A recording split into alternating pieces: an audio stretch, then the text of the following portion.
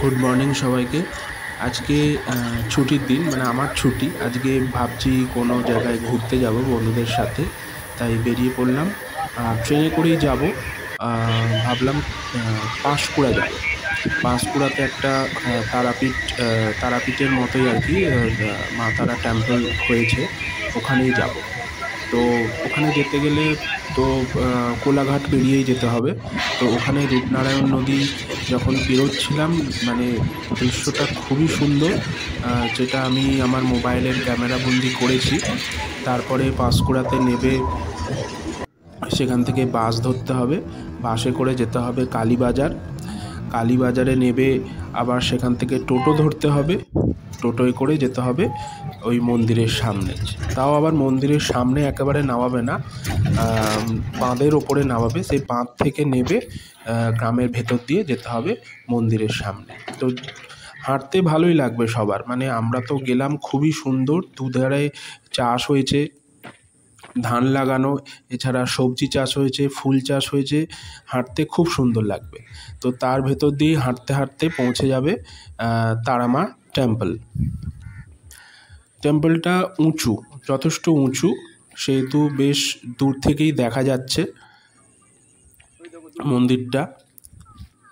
আর শীতকাল যেহেতু, দেখলাম আমাদের সাথে অনেকেই যাচ্ছে। এখন প্রায় দুপুরের দিক করে। তো বেশ ভালো, চারপাশ সুন্দর, চাষাবাদ হয়েছে, মাঝখানে হচ্ছে এই তারামা টেম্পলটা। তো ভেতরে দেখলাম একটা পুকুর মতো আছে, সেই পুকুরটা চারপাশ দিয়ে ঘেরা আছে পাঁচিল দিয়ে, আর পুকুরের ধারে মন্দিরটা।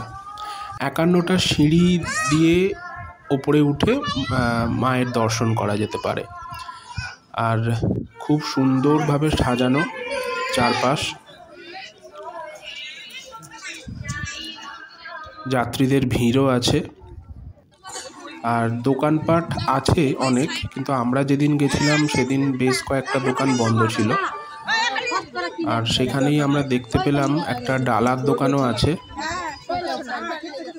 ওই দোকান থেকে ডালা কিনে নিয়ে পুজো দিতে হবে। তো আমরাও কিনে নিলাম ডালা, 51 টাকার একটা ডালা কিনলাম। ডালা কিনে 51টা সিঁড়ি বেয়ে মায়ের পুজো দিতে গেলাম।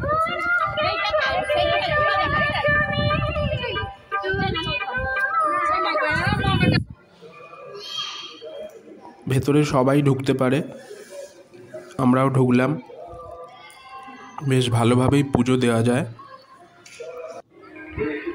ওপর থেকে যদি কেউ ছবি তুলতে চায় তুলতে পারে, খুবই সুন্দর দেখাচ্ছে। উঁচু জায়গা থেকে গোটাটা অবজার্ভ করা যাচ্ছে। মন্দিরের পেছন দিকে আবার বামাখ্যাপার একটা মন্দির আছে,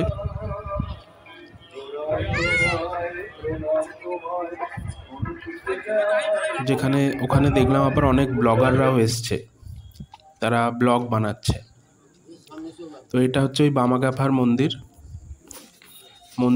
মেন মন্দিরের পিছন দিকে এই মন্দির। তো আমরা এই মন্দির দর্শন করে ভোগ খাইনি, তারপর আবার ট্রেন ধরে আমরা প্রায় রাত্রির 9টা নাগাদ বাড়ি চলে আসলাম।